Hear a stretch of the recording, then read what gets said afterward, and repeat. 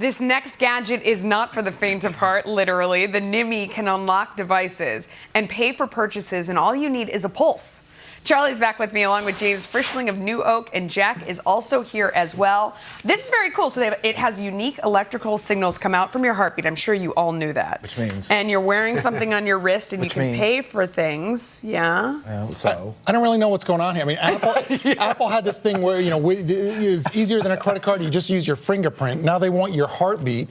And next thing they're going to tell me, just go up and lick the cash register, read your tongue, know how much money What's going on is credit card fraud. It's up 19% globally, and actually the U.S. has over 50% of the fraud. So they got to solve it with something. I'm not saying this is the device, but they do need to address this. But the issue I have with this thing in Europe, when they shifted to these protective measures, the online fraud doubled. So they just, all right, we won't do the point of sales. We'll just do it online, credit card fraud. So I don't know if this solves it. I mean, I'm sure that's coming next, is that you have to use your fingerprint, or you need the little device at home in order to shop online or on your phone, or there's a retina reader or something. I mean, just submit a fluid sample and you can have your latte in no time. Terrible. The spark is gone at Tinder. The dating app's majority owner, IAC, is breaking up with CEO Sean Rad, demoting him to president. It says it wants someone more Eric Schmidt-like, which I think is code for they want an adult.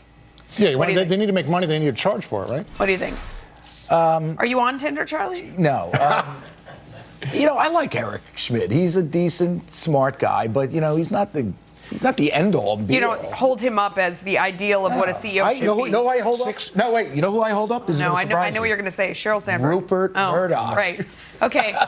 James, There's like 600% growth in this company, and they're finally coming up with a revenue, with a cash flow strategy. It's valued at $1 billion.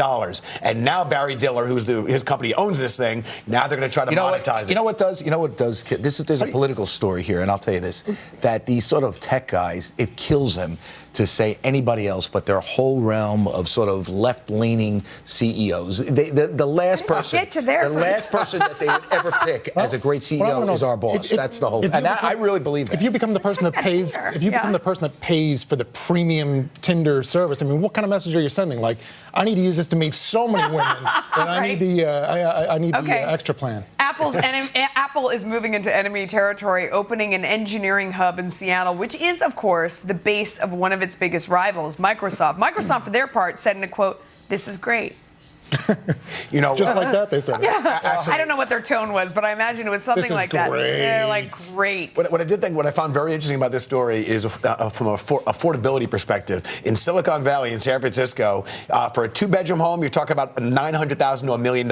In Seattle, less than half and the that. tax rate. This is an affordability issue that people are moving. Is there a minimum wage angle? You should be on this, dude. Actually, is there a minimum wage argument here? They have a very high minimum wage. So it's not.